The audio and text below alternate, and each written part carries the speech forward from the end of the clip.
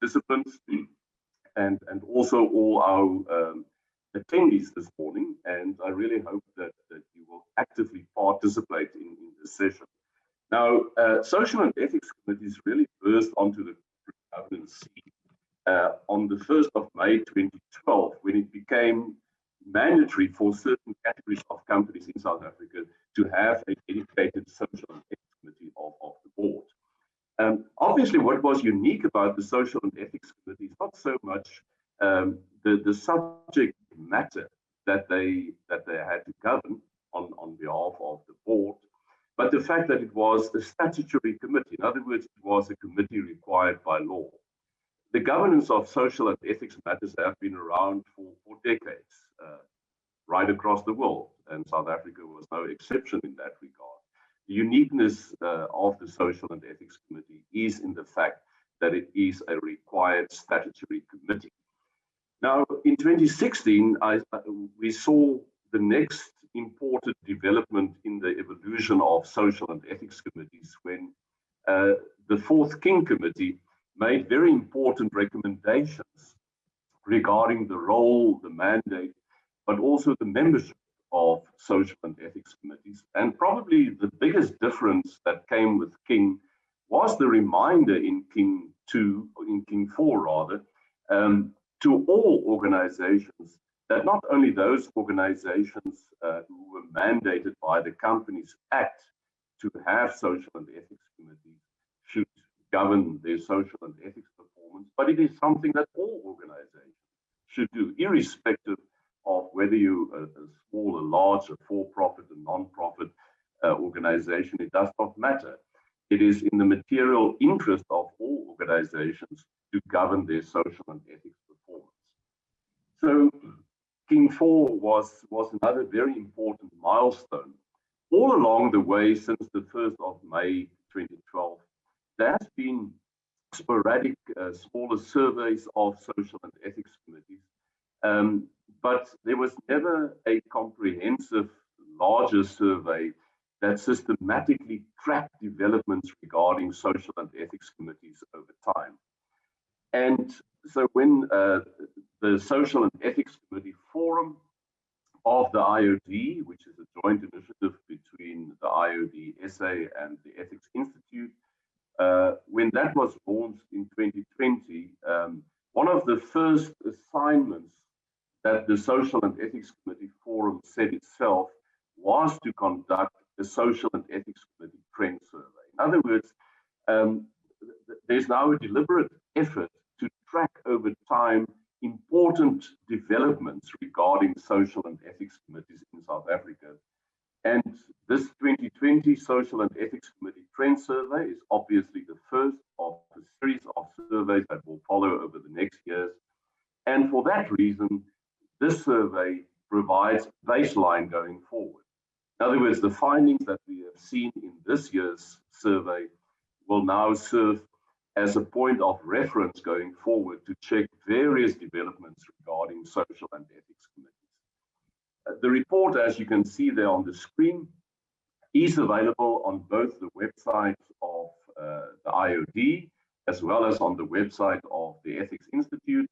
And I really encourage all of you to go and download that report and also to make it available in your networks. It now gives me great pleasure to ask my colleague, Dr. Paul Vorster.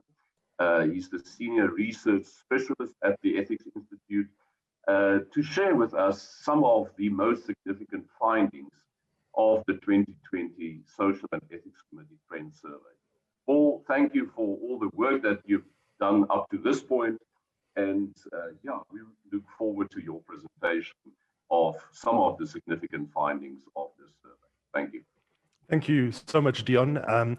I'd just like to first, before we jump into the survey results itself, just say thank you to a number of people. I think without Deon also giving his insight into the kinds of questions that we wanted to ask, I don't think the survey would have been as good. And also the IoDSA for all of their work, including Vicky and others, you know, for helping us and to give us a bit of food for thought in terms of the structure and development of the survey itself. Of course, when we sat down, we had a lot of questions we wanted answered about the social and ethics committees and what are they dealing with? What are some of the challenges that they face, etc. And unfortunately, our first survey draft was quite big. We asked too many questions, so we needed to reduce that to make it palatable and manageable for people to answer. So it gives me great pleasure, and it's a great honor as well to work on this. It satiated a lot of curiosity, I think, from my side and many other people's perspectives in terms of what the results indicate, what the challenges are that people face, etc. So with that, I think let's jump right in. So, I went a bit fast there. Hold on. There we go. Okay.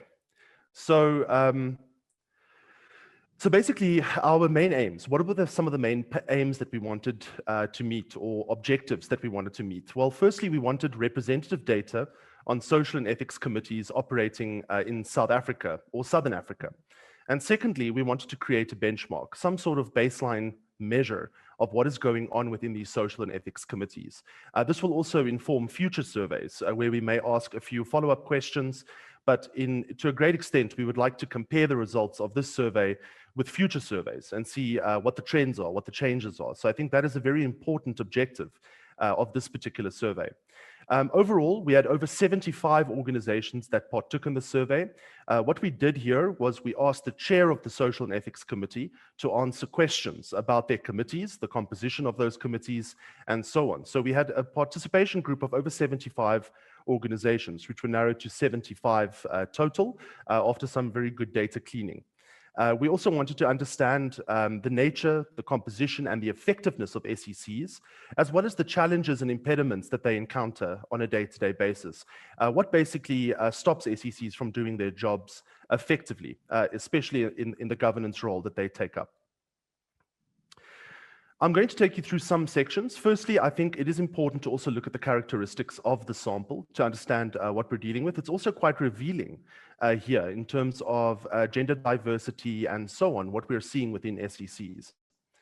So firstly, we looked at gender, and we can actually see here that men comprise approximately 56% of the sample and women approximately 44% of the sample. So it's very close to 50-50.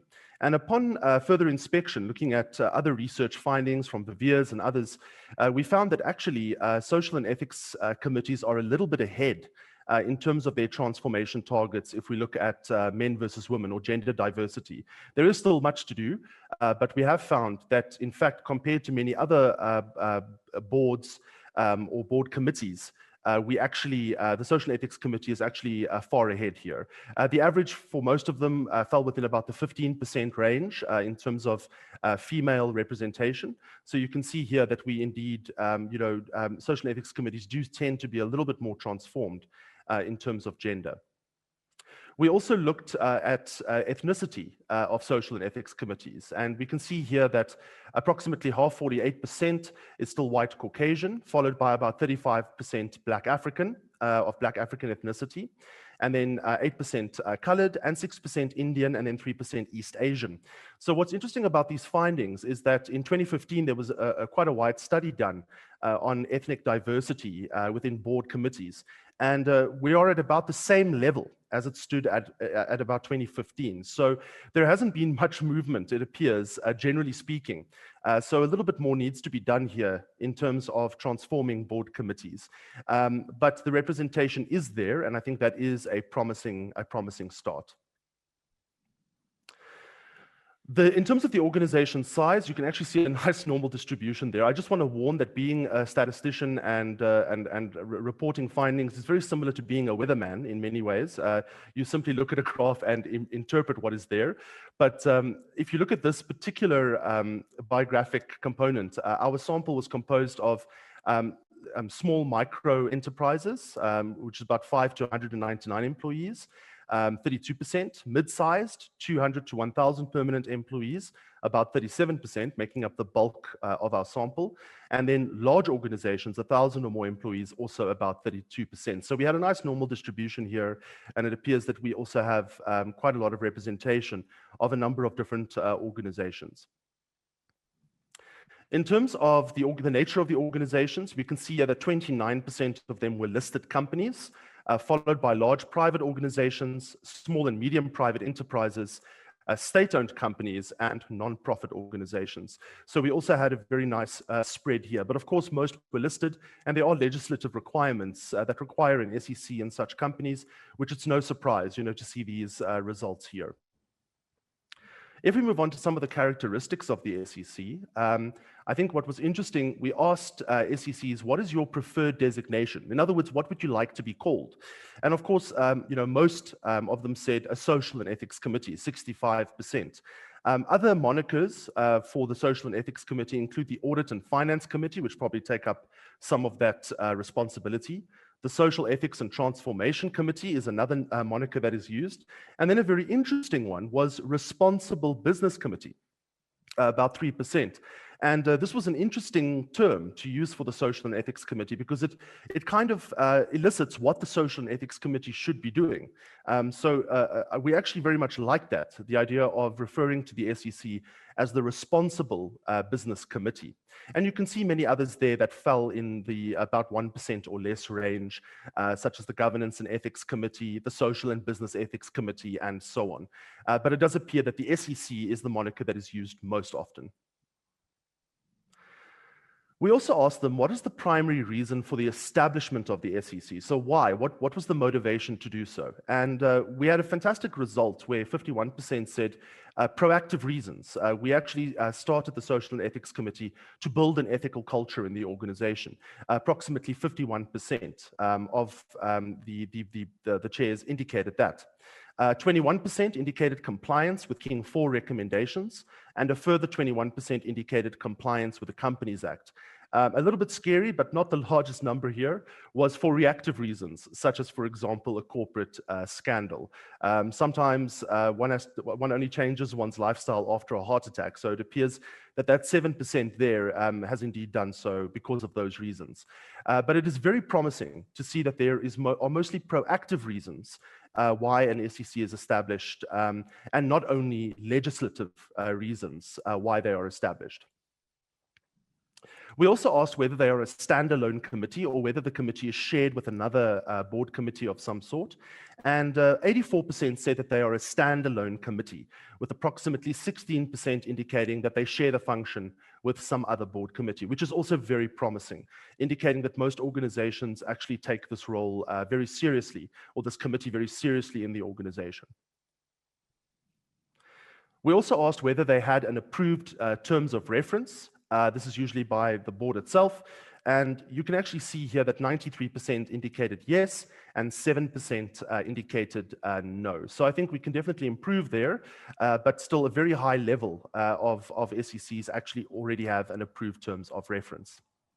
We also asked, are SEC reports given to the governing body? And how does that work? And SEC matters, being a standing item in board meetings, comprised about 87% of the sample said yes, we do that.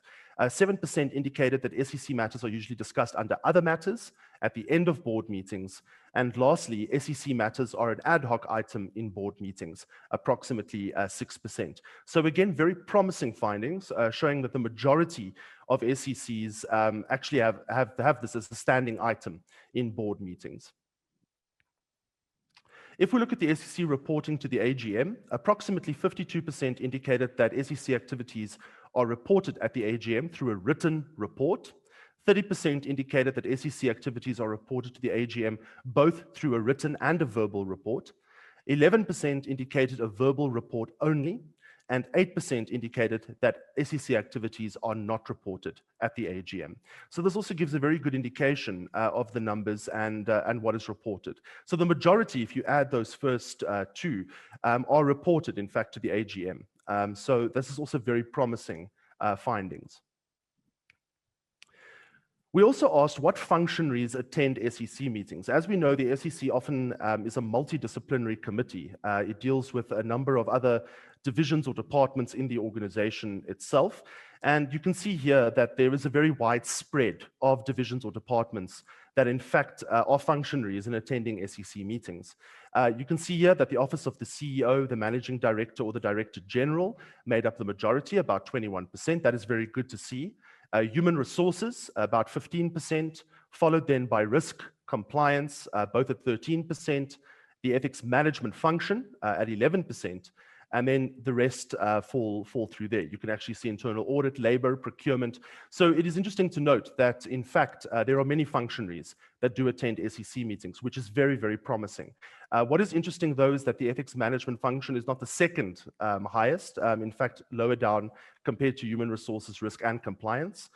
So I think we've also seen this within the ethics practitioner survey, that more needs to be done to solidify ethics management functions. Even though the SECs are there, sometimes the ethics management function is not there as an independent function or is not there at all. So I think it is quite important that that is something that we look at going forward. We also asked, and I think this was very important, where do you invest most of your time as the SEC? And I'm actually going to show you, we ranked this according to always. Basically, we asked, do you do these tasks never, sometimes, about half the time, most of the time, or always? And you can see here that the top clusters were firstly employee safety and health at about 51%, always. Followed by broad-based Black economic empowerment, approximately 46%. Then organizational ethics at about the same level, employment equity, stakeholder relationships, and employee relationships. And I'm sure that some of these will shuffle based on the context in which we operate. I think that this survey was done during COVID, during the lockdown. So I think the employee safety and health probably a little bit overestimated compared to business as usual. But indeed, this gives us a good indication of the stuff that most SECs deal with daily in their organizations. We also asked them, what were the areas in which you spent the least time? And you can see here aspects such as advertising. What was interesting also was fair remuneration, was also one of the lower ones. Biodiversity, climate change mitigation was also quite low, which I think is worrisome. Responsible and transparent tax practices. And finally, human rights was also some of the lower activities, the ones in which the least time was spent by SECs on average. We also looked at some SEC vital statistics, and I think this particular table provides a lot of information about SECs. And I'm going to take you through it step by step. We have here indications of the mean or the average, as well as the median. The median is a very useful statistic, particularly because it does not experience any adverse effects due to extreme data responses. So you can actually find out what the exact middle is of a distribution by using the median, whereas the average is often sensitive to extreme responses. So the median, very useful, for example, when looking at salaries or certain categorical variables. But you can see here we asked, how many committees do you serve on? The average for the chair was 3 committees, the median being 3, the centermost point. The fewest committees that a chair served on was 1, and the most were 10. Which was actually quite interesting. We also asked how many board committees does the chair of the SEC chair. The average was 1, the middlemost point was 1, the lowest was 0, and the highest was 4. We also asked, what is your annual remuneration? And I guess this is a number that everyone is interested in. In other words, the cost to company per annum for the SEC chairperson. So I want to be clear here. We asked the chairpersons what their salaries were. So of course, members of the Social and Ethics Committee may be paid slightly less, depending on how the committee is formed. But the average was approximately 208,000 Rand, just over that, per annum, with a median, that's the centermost or middlemost point, of 60,694. So that's generally the very midpoint of the distribution. The lowest was doing it for free, usually in non-for-profit organizations, and the most that was paid was 2.5 million per annum to a particular chair. So you can actually see there that it ranges quite widely. How many members does the SEC consist of? The average was 5. The median or middlemost point was about 5. The lowest was 2 and the highest was 12. So this also gives a very good indication of how many people are involved in the SEC almost permanently. How many members of your SEC are non-executive directors? We had an average of 3, a median of 3. The lowest was none, and the most was 7 members. We also asked them to please indicate the number of invitees who attend the SEC, so non-members. The average there was about 4. The median or centermost point was 3. The least was 0, and the highest number of attendees was approximately 14. We also asked how often does the SEC meet per year? Every 12 months. The average there was 4, the median was the same, the lowest was 1 meeting, and the highest was 12 meetings, so probably a meeting once per month, which is unusual. And then the last two, how often are reports on ethics management submitted to the SEC? This is reports on ethics management either from an ethics management function of some sort or from an ad hoc function, which is dealt with by another division, such as risk or HR or so on. And the average there was about 3 reports per year. The median was 3. The lowest was 1 report per year, and the most was 12 reports per year. We also asked how recently the SEC terms of reference was reviewed.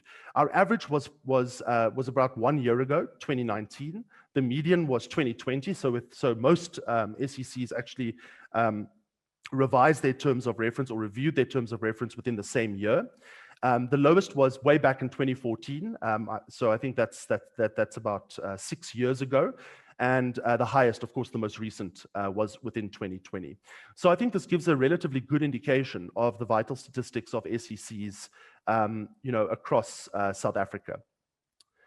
Interestingly, if we look at the non-executive directors fees guide that is published by the IoDSA, we can see that the average income for different committees, such as the board, about 2 million per annum. The audit committee, average of 332,000 per annum.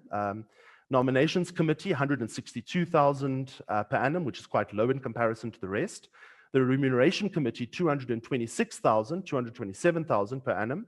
The risk committee, 301,000 per annum, and other miscellaneous committees around 231,000 per annum.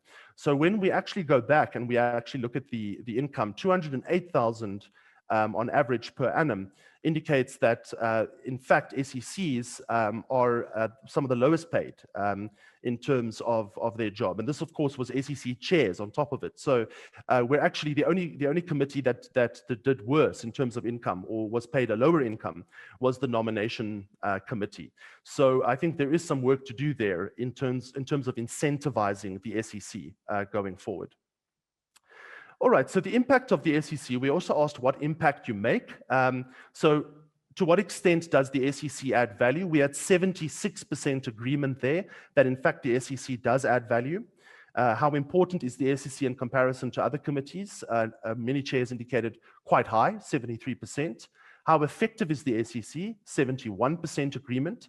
And then we asked, does the King 4 report provide enough guidance on SEC operations?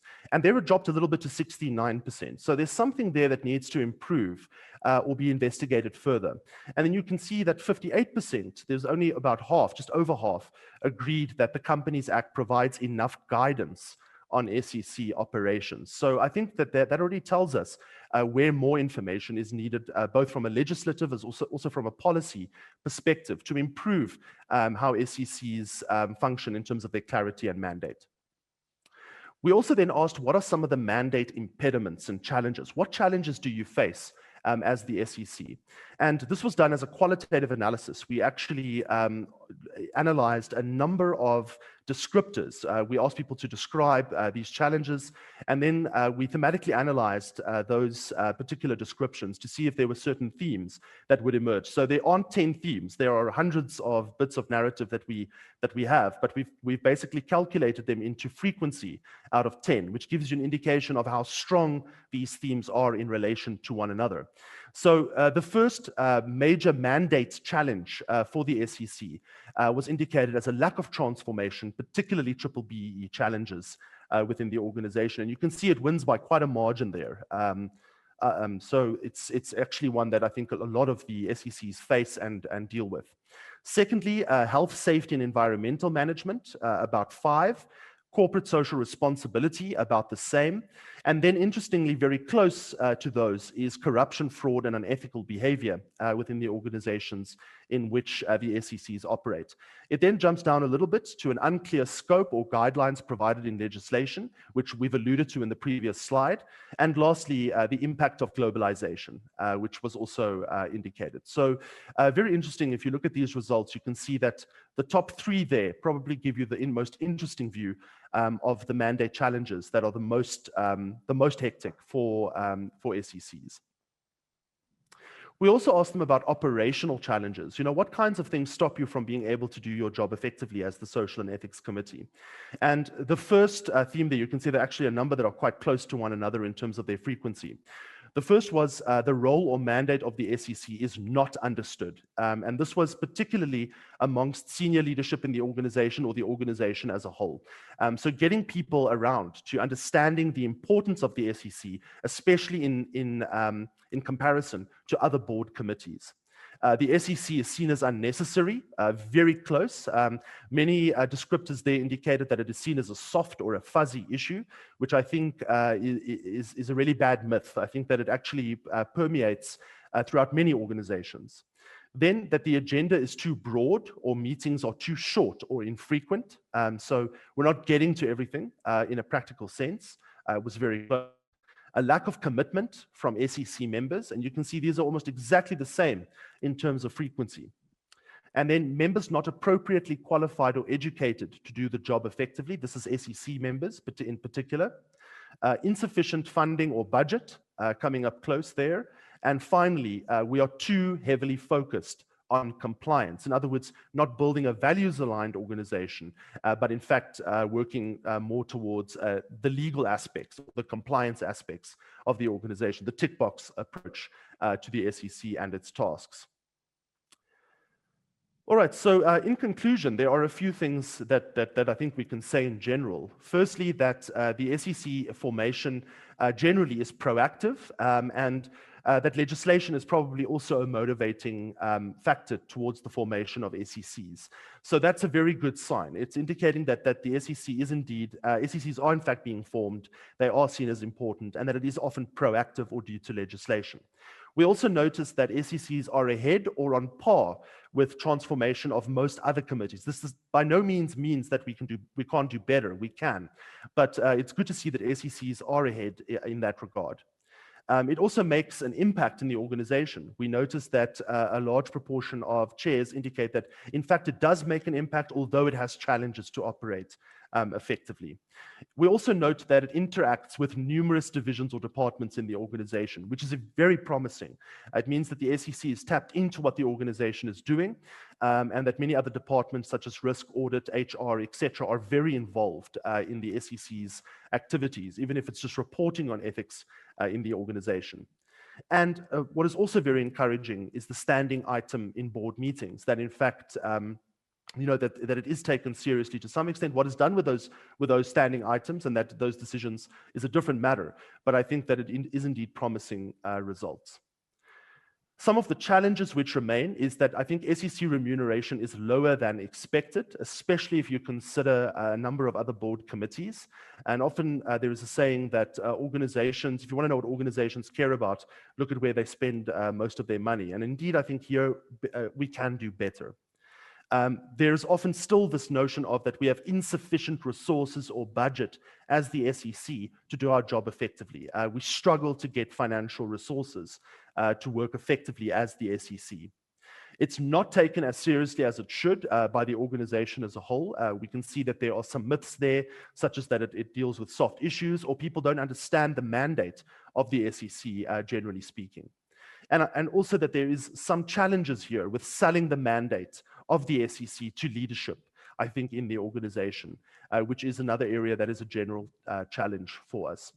So this concludes this presentation, and I hope that there are questions a bit later, Prof. So let's see what happens from there. But thank you so much for the opportunity to take you through these results.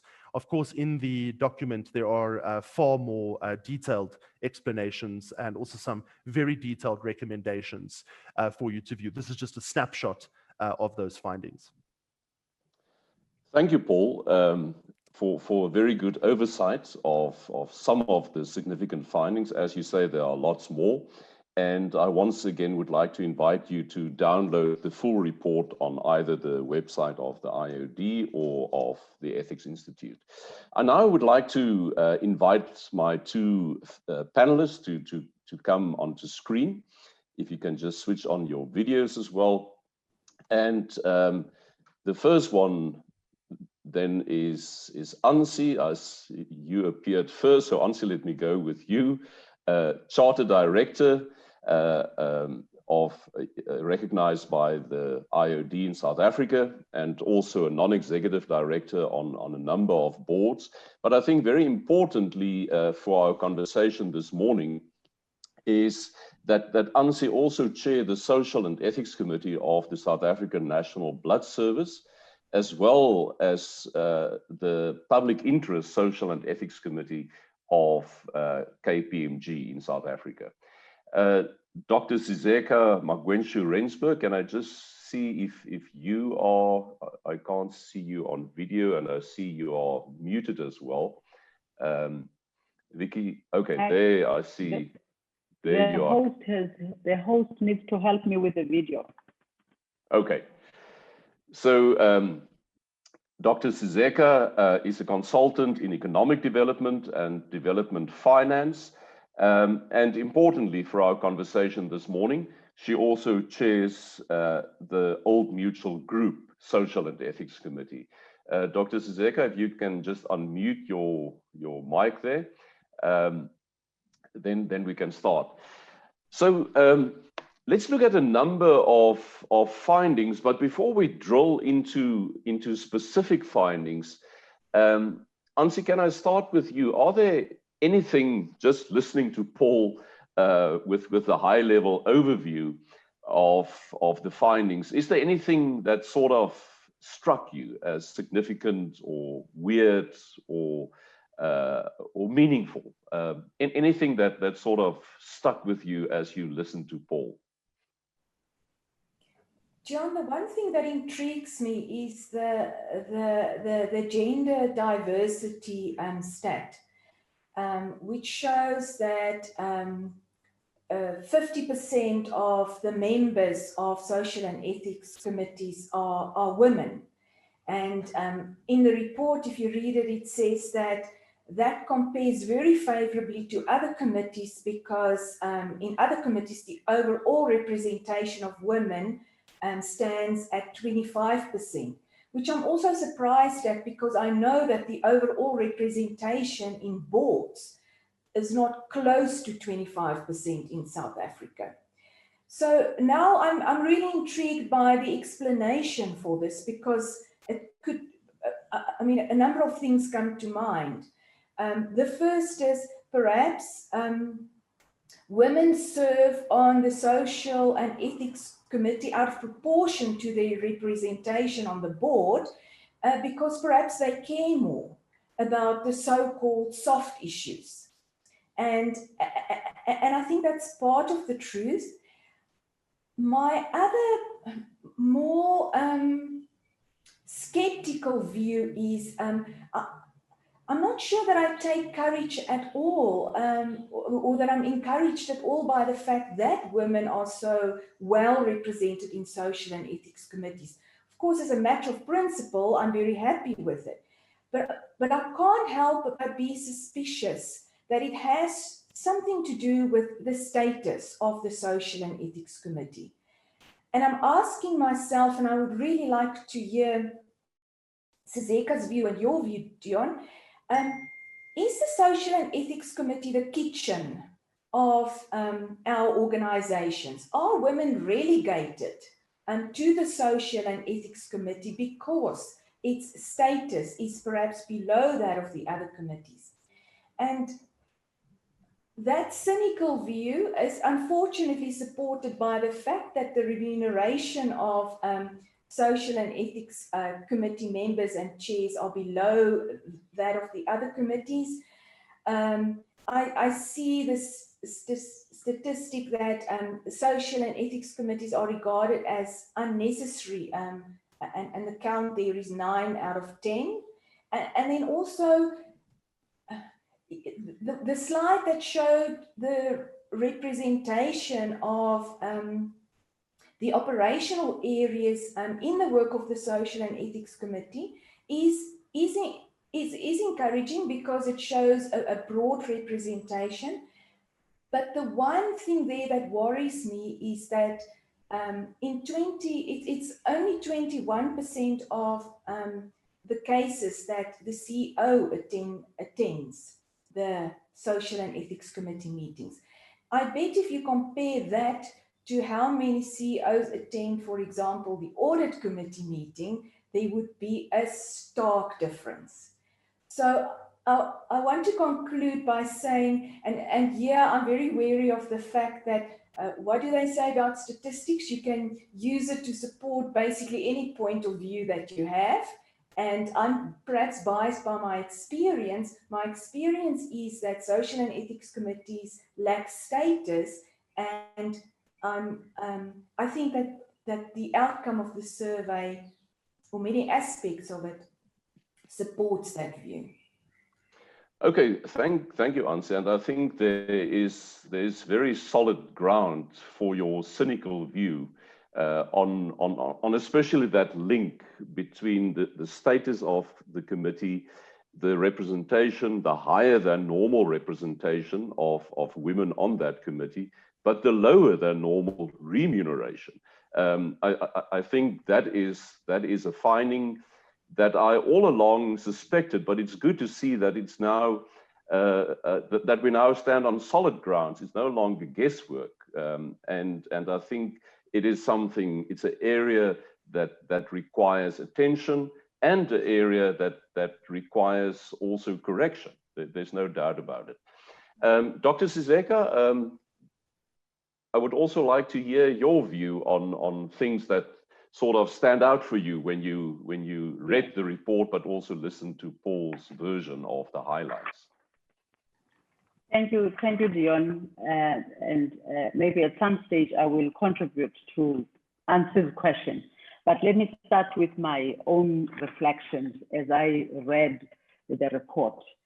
I think that, and listen to Paul, I think for me, whilst Paul is very encouraged about the number of companies that have established SECs for proactively rather than complying with the legislation, I remain very concerned that on as much as 49% actually established it for compliance purposes. This for me indicates that the imperatives, the business imperatives that SECs are supposed to deal with are probably not really considered to be real by many of the respondents. There's also a note on the role and mandate of SECs not well understood. And then I asked myself a question, yes, that's it operational, but the board cannot operate without the operations actually understand the core business and the business. And that really raises a very critical question in my mind.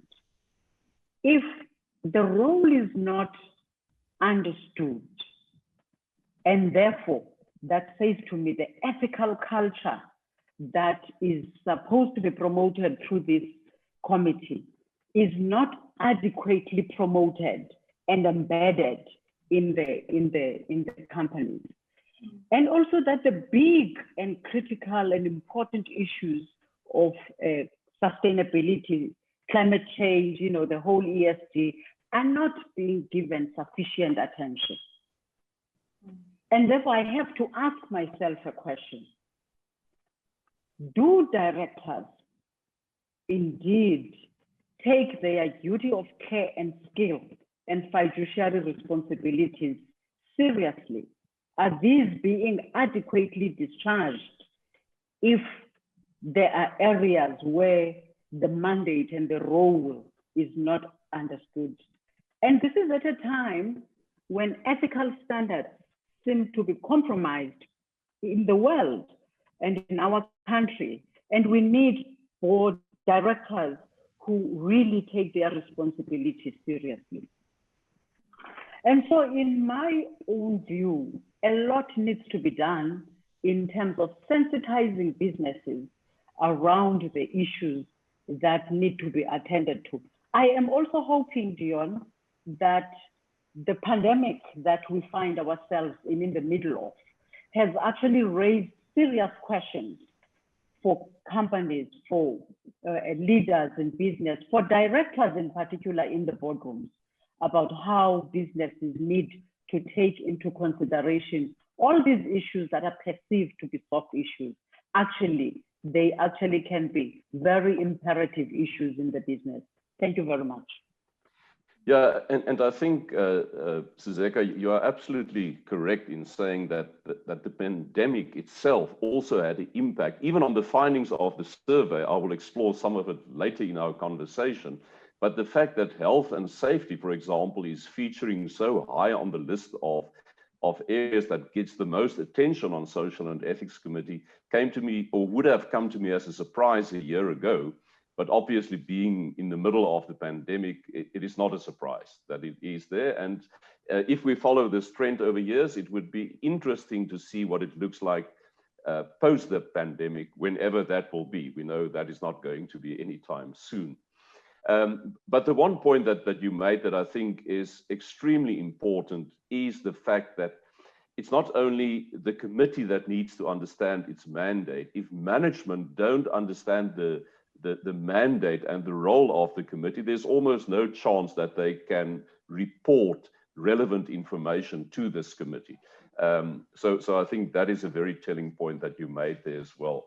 What also struck me, besides everything that you mentioned, I think you picked out some of the most significant things and also the worries that we see in the report. But I think we can also see that this is a maturing committee in the sense that most of the committees are now standalone committees, about 85% of them, that Social and Ethics Committee reports are standing item on the agenda of boards, that most committees meet 4 times a year like other committees tend to do.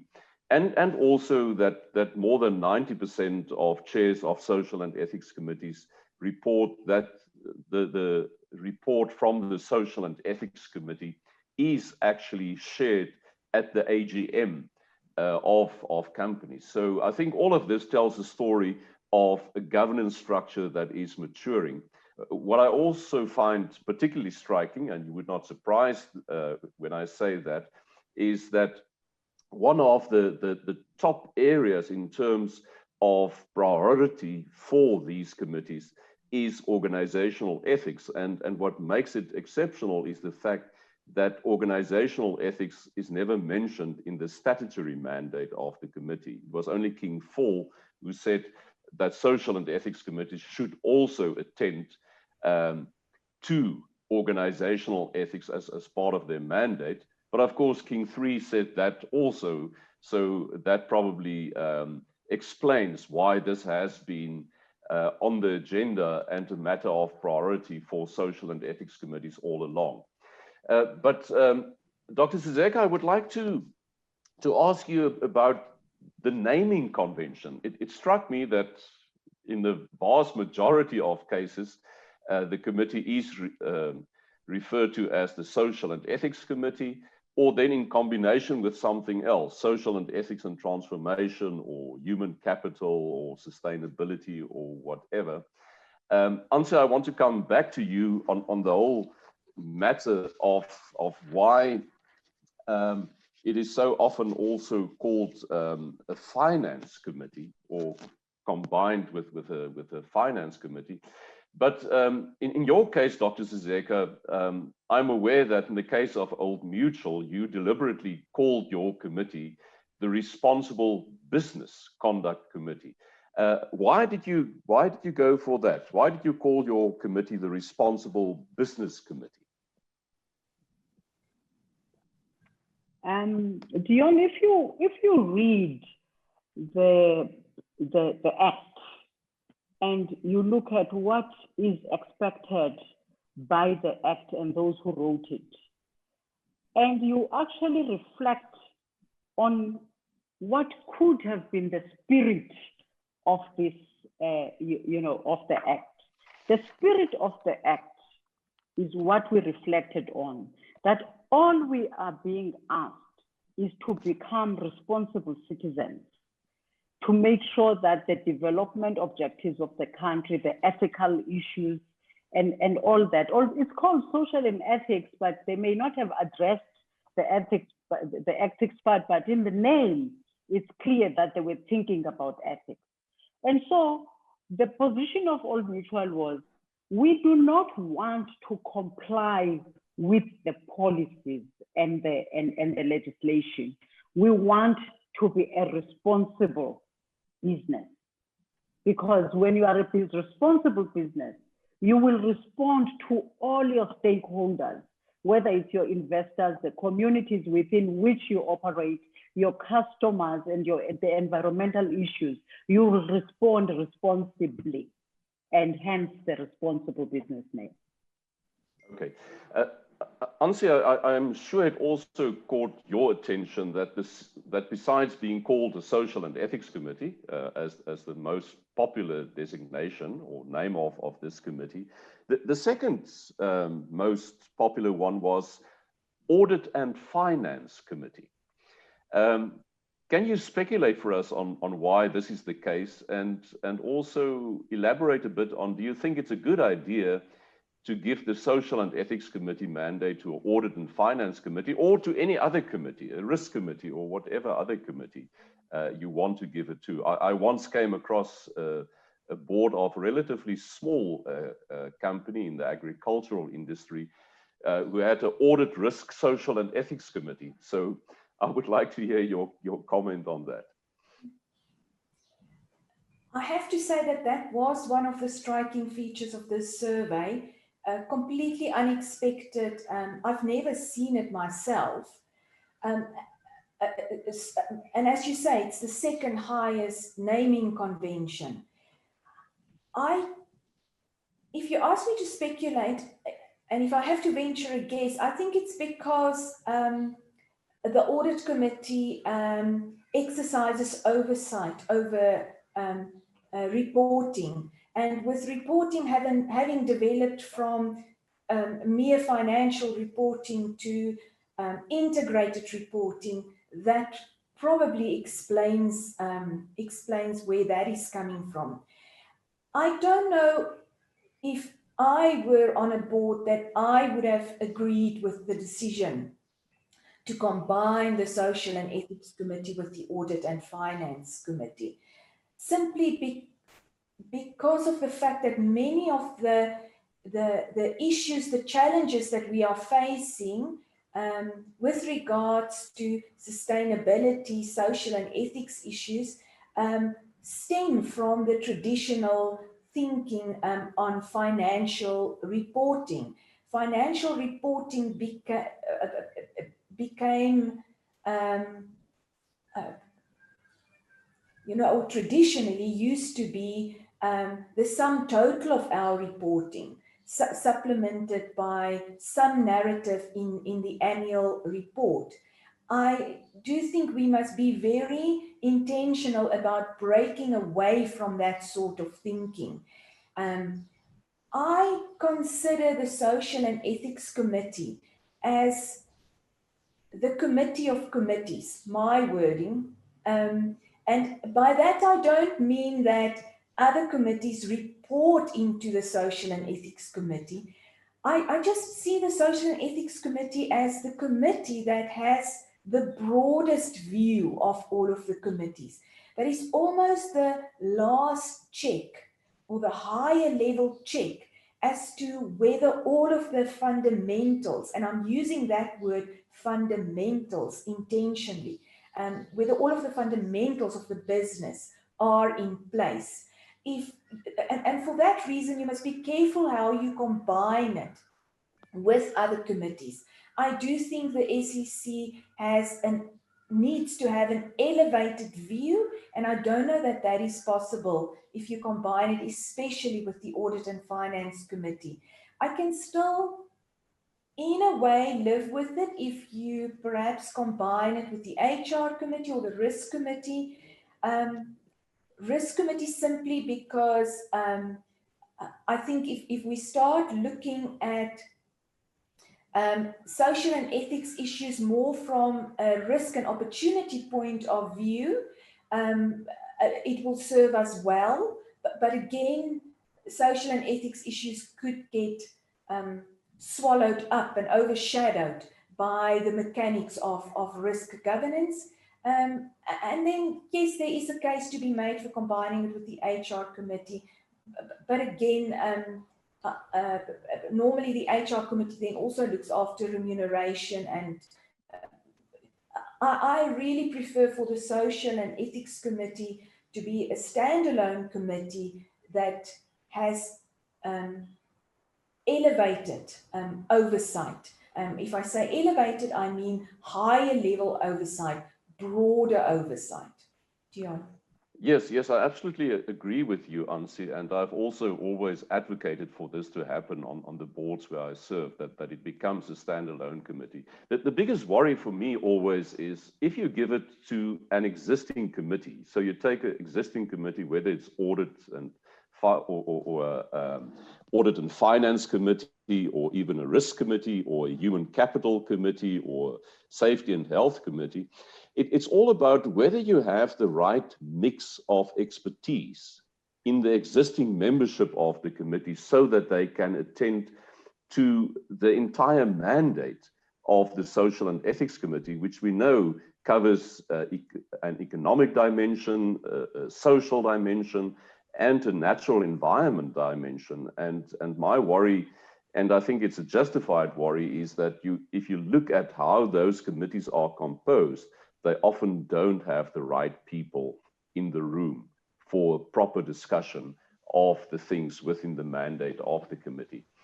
Ansi, I've started looking into the Q&A, and thank you for everyone. I see it's filling up very nicely. You are also welcome to put up your hand, and Vicky will then give you the opportunity to pose your question on video.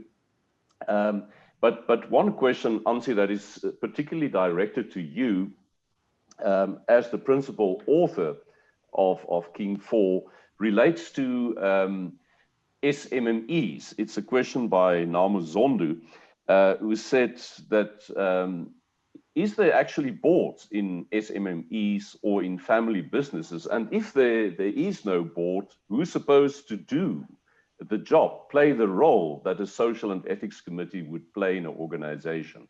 And she also referred, or he, to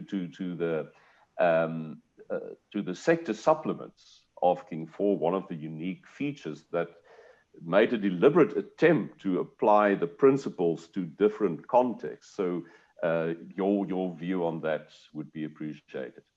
Yeah. That's a tricky one. SMMEs, and by the way, an SMME, if it's a company, it has to have a board. Even if there are only 2 board members, all of the directors make up the board, of course.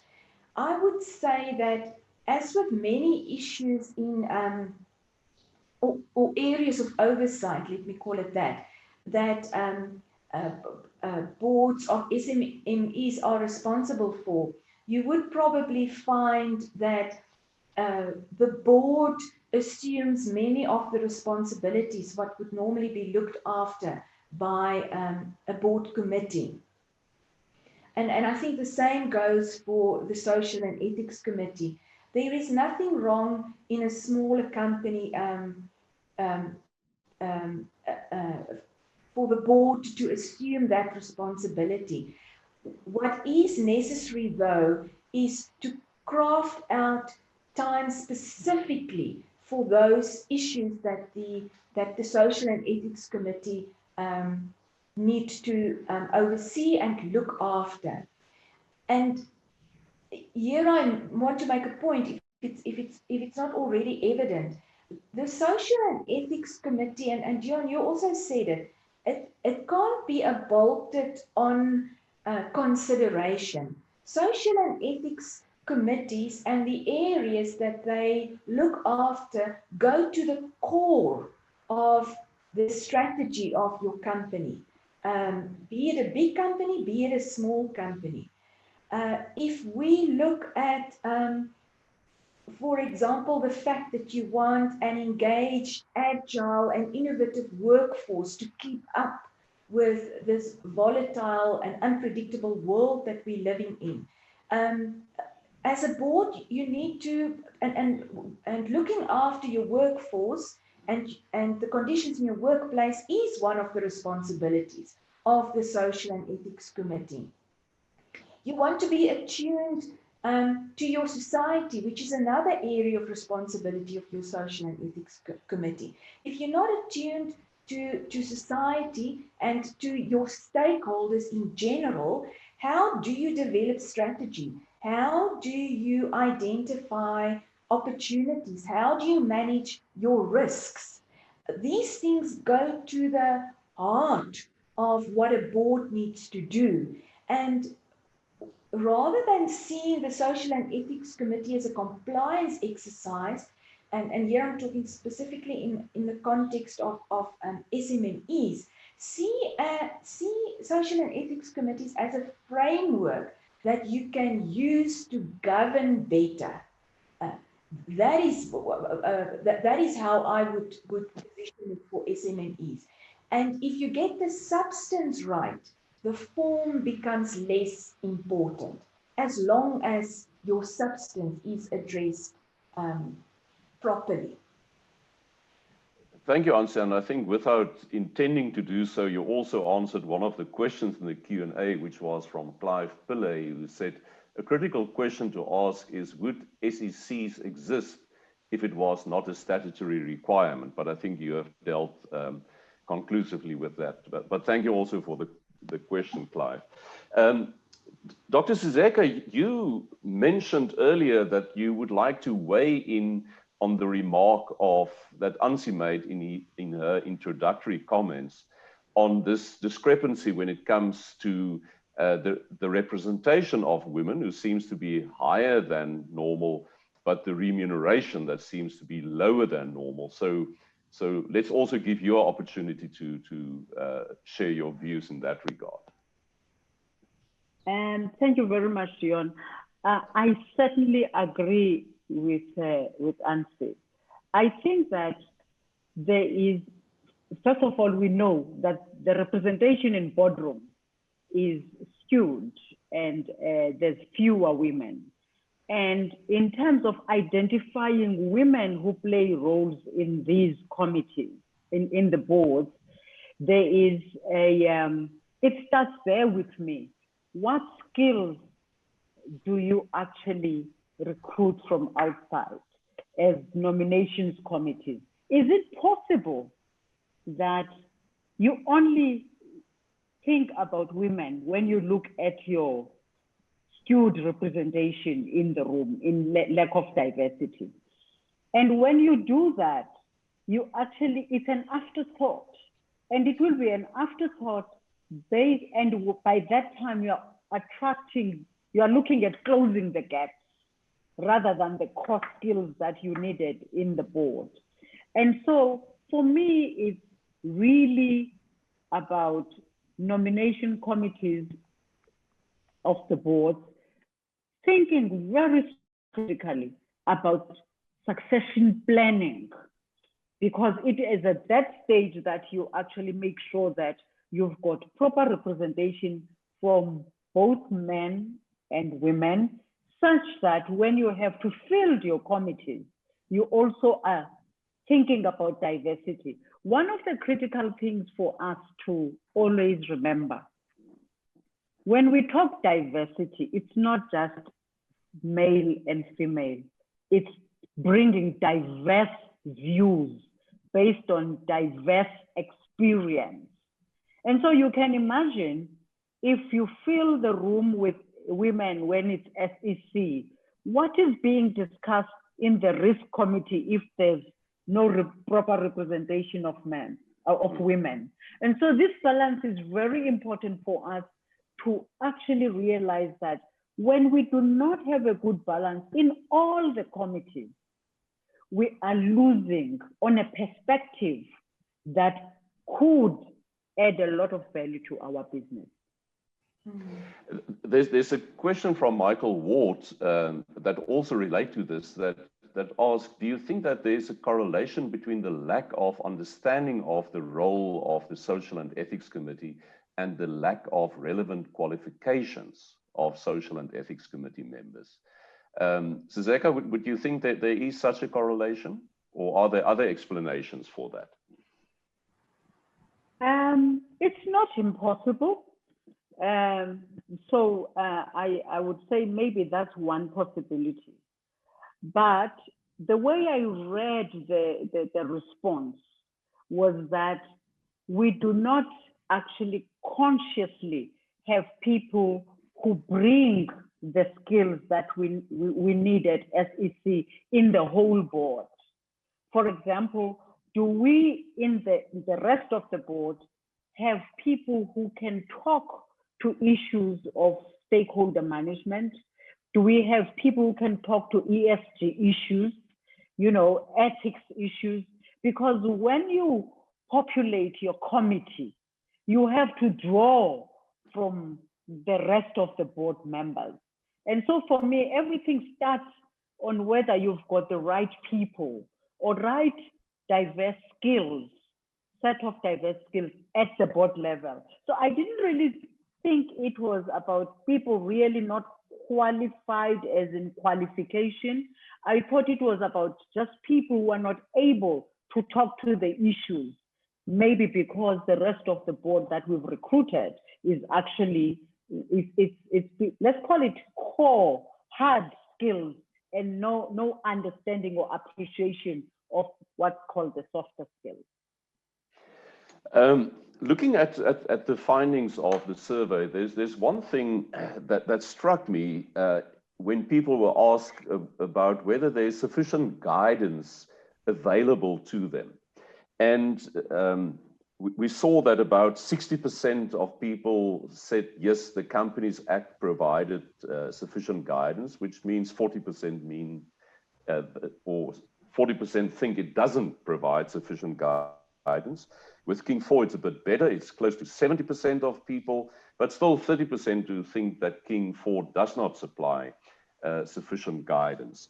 Ansi and Sizeka, to both of you, do you think there is scope for additional guidance, and on what matters, and who would you think is responsible for providing that additional guidance?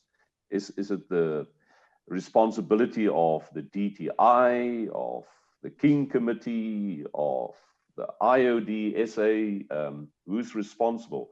Ansi, can we start with you on this one?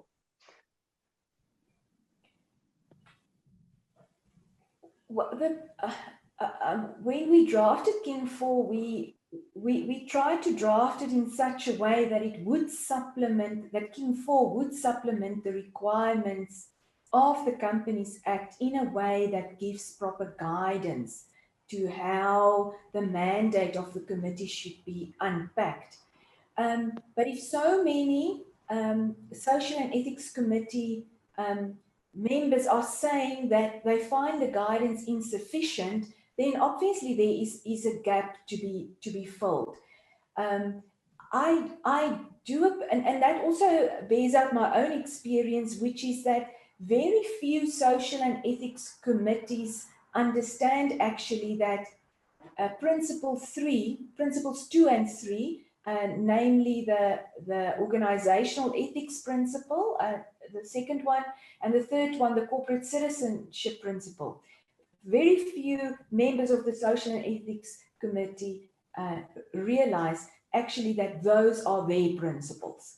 Those are the principles that they need to focus on to understand their mandate, at least. And I know the Ethics Institute, Deon, has done a lot of work in analyzing the the mandate of the Social and Ethics Committee, for me, that's your starting point in doing the work of this committee. And frankly, in explaining to others, management, for example, what this committee is about. So I think that's also very important guidance that social and ethics committees can be referred to your social and ethics handbook, Deon. And then yes, I think if many social and ethics committee members don't understand that Principle 2 and Principle 3 are their principles, there's work to be done by the King Committee and by the IoD as well. And I know that there are developments afoot in that regard. Suzeka?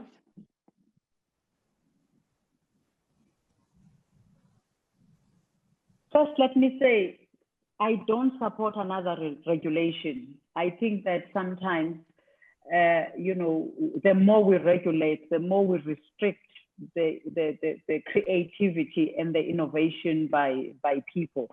I think the legislation has given a framework. We can really relate to what the spirit of the regulation was.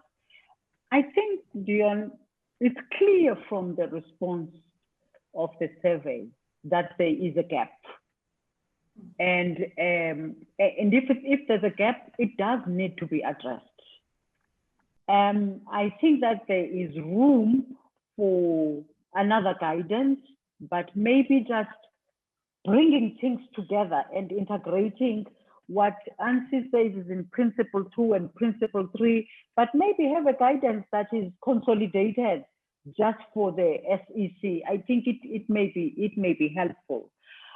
The other issue I really would like to propose is that there needs to be more. I don't know what word I could use. I wish there was another word instead of training, because sometimes people think of training as if they don't know.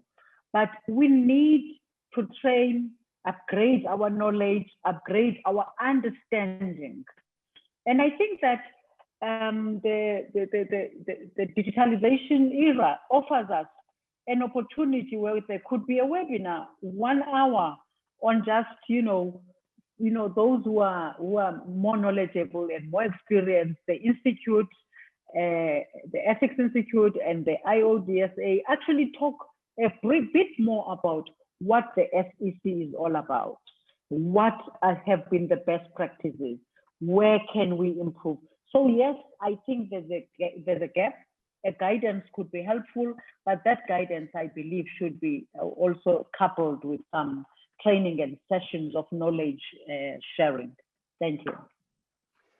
Yeah, and what you've just said resonate with my experience as well. I often find that when people attend social and ethics committee trainings, it's not because they're ignorant. It's more a case that they want to just do a reality check and see, are we on the right track? In other words, what are other companies doing?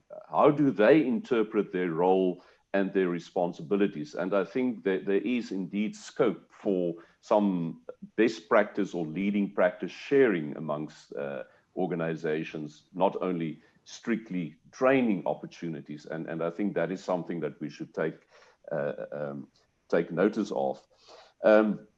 Ansi, thank you for the mention of the Social and Ethics Committee Handbook.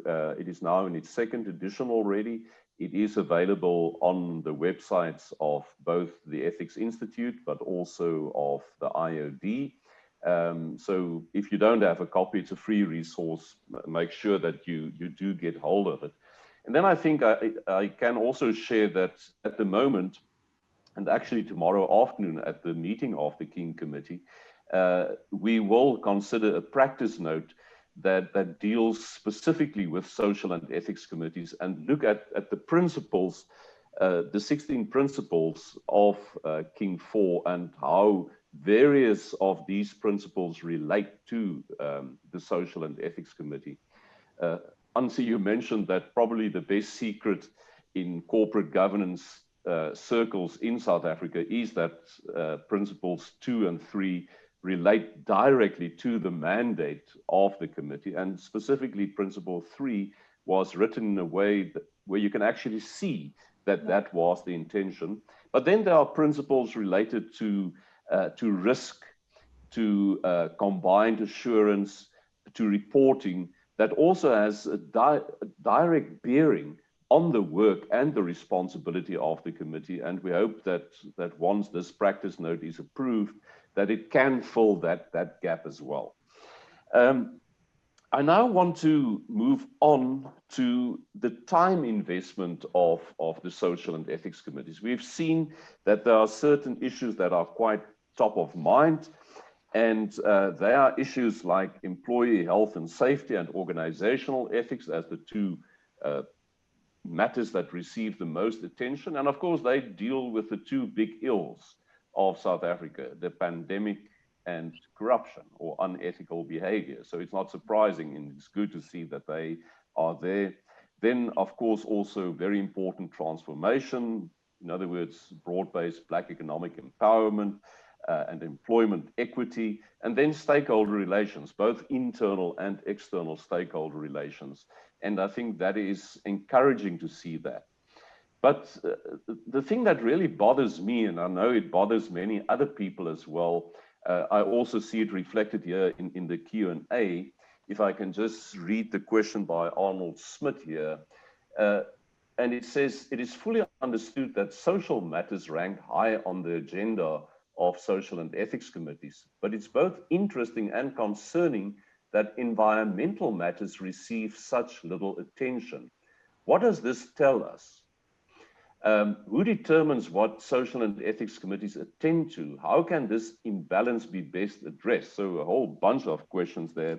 But I think it speaks to the point that especially when it comes to climate change, and we know climate change is the big issue at the World Economic Forum this year, in terms of the 5 biggest global risks facing companies around the world, the top 5 were all climate related. But we don't see the word climate change mitigation in either the statutory mandate, and it's also not mentioned explicitly under Principle 3 of King 4. I would like to get your view. Do you think this is something that resorts or that should receive high priority in the agenda and the responsibilities of the Social and Ethics Committee, or is this an issue of such importance that it should get specific, focused, deep attention through another structure? Ansi, I see you are nodding, so please go. Deon, this is absolutely imperative. And we're very slow out of the blocks in dealing with this issue. So, and apparently, interestingly enough, it's a result of, there's a physiological explanation for why we are so slow in dealing with it. Apparently, our brains have evolved to deal with immediate and present danger. That's when our survival instinct kicks in, but not so much when something is not immediately a danger, if it's something that's lying further out. But I think even that, we can't say that is the case anymore, because we are starting to feel, and have been for a while, the impact of climate change. So, and what I see, how most companies are preparing for it, is that they look at it from their own vantage point, with regards to how they are affecting the environment. So they would introduce measures to reduce their energy consumption, their water consumption, their CO2 emission footprint, which is all very laudable and good. But we should start thinking, I mean, these are now the often low impact companies. And then of course, the bigger impact companies would look at it in a more significant way because they have a bigger impact, mining companies and so on. But I then think what we also should do, and this is a very neglected area, is we should start looking at it from the other vantage point, and that is how climate change will eventually impact us. Not only how we impact that, which is very important, but also the other way around. And we are, and the pandemic showed that many of us are not ready and prepared for unexpected events. And climate change poses an unexpected development event on the horizon for all organizations, which we need to be ready for. We need to build resilience against systemic shocks. We need to become more diversified. We need to become more innovative. We need to become more agile. We must build capital. All of those things need to be addressed because there are aspects, and climate change is a typical risk of that area because it's so systemic, is that you can't prepare fully and anticipate all of the risks associated with climate change. And so therefore we need to build a measure of resilience into how we operate. And this is another excellent example, Deon, of where the Social and Ethics Committee is critical to the strategy of organizations and can be.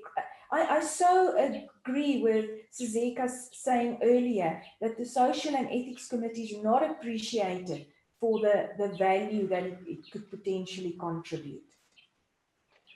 Sizeka, your view on this? Let me just add on what Ansi says, because I totally agree with her. Maybe look at it from a different perspective, from the short-termism in terms of where we live. I think that if businesses were to start to think about how is climate change actually affecting their businesses now and in the medium term. And also, I think that if they were to start to think about, will we have a business in 10 years' time if we are not doing anything today?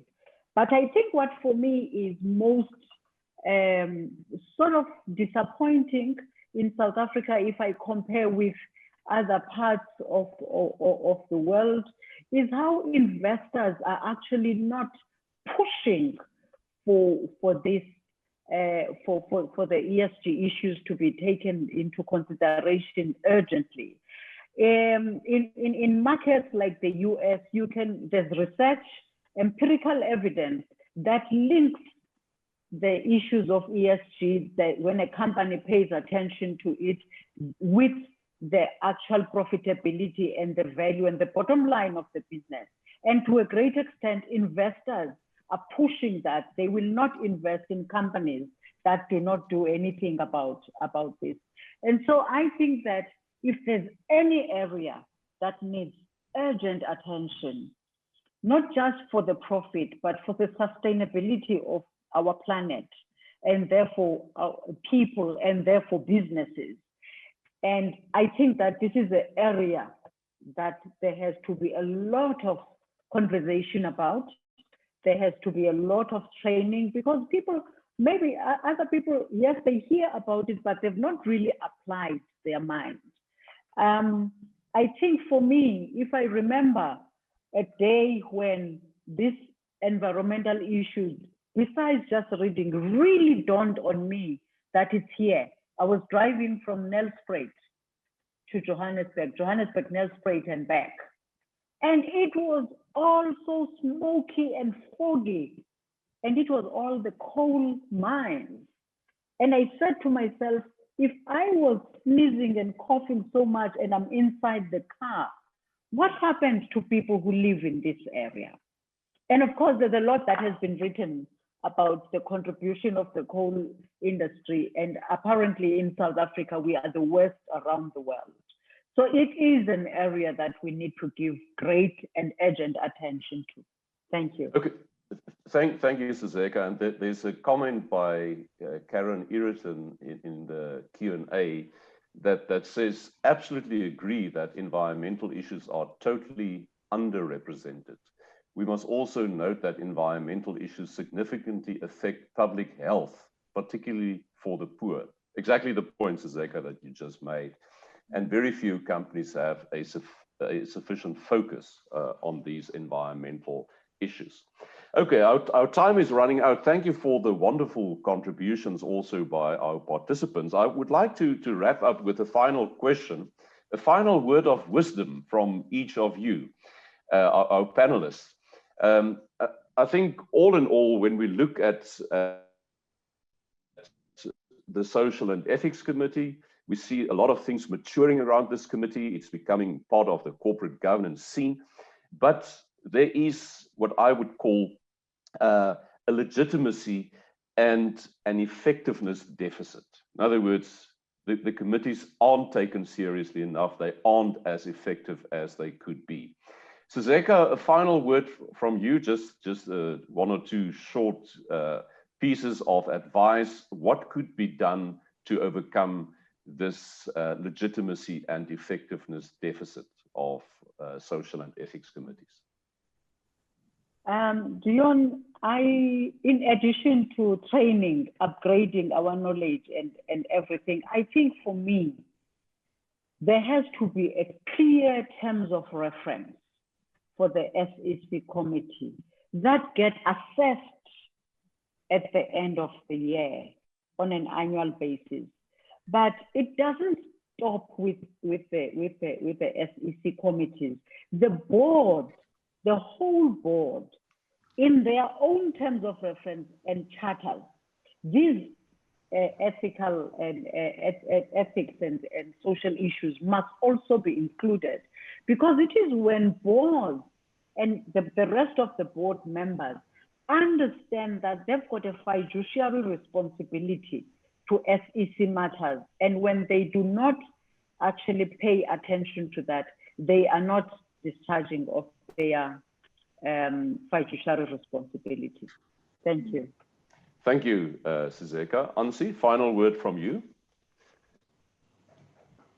So I think we can tinker with documents and with processes and with mandates and all of that, and it is very important because that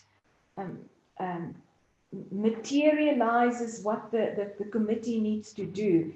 But I think the most important aspect that we need to get a grip on is in having social and ethics committees being embraced in the hearts and minds of the boards and of leadership at operational level as well. Until such time as we see the value of the Social and Ethics Committee and the strategic link, it will remain an underappreciated and undervalued committee. And that, I put it out there, is part of the job of the chairs of social and ethics committees, to do that work, to position the committee correctly within the organization.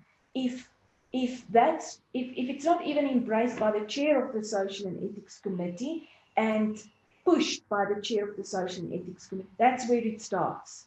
First to the board and then to management. Ansi, I once called a meeting of chairs of social and ethics committees where I knew the committees had quite significant impact. And the one message that came out of that meeting is the Social and Ethics Committee only starts to work when both the committee, the board, and executive management understands that the matters within the mandate of the Social and Ethics Committee is directly related to the organization fulfilling its purpose its performance, and its ultimate sustainability. And I think if that link is missing, we will keep on suffering this legitimacy and effectiveness deficit. Can I thank my two panelists? Thank you for sharing wonderful insights, for making time, also for studying the report. Can I also thank my colleague, Dr. Paul Vorster, for his assistance with this survey. Also our colleagues from the IoDSA, Vicky and Julie specifically, and also the members of the Social and Ethics Committee Forum for their involvement in this project. And then for everyone who attended, thank you for great participation this morning. I wish we could attend to all your questions. We will have a look at it afterwards anyway, because I think there's very important perspectives in your comments and questions. And please download the report from either the IoD or the Ethics Institute website, make it available to your networks. And if you are in a position next time when we do the Social and Ethics Committee Trend Survey, please do participate. Thank you very much. And with that, Vicky, I hand back to you.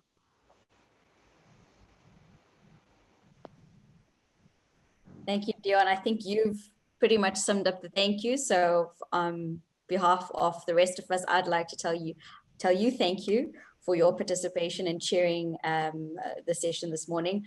I can share the sentiments that I've gotten from the chat group, that the attendees all felt this was very insightful and interesting. And I can say the amount of chatting and comments in the chat room has been the most we've had, I think, so far. So definitely a topic that is of a great interest, and which I think we should probably do more of these sessions on, to have more discussions. So thank you so much to everyone for joining us.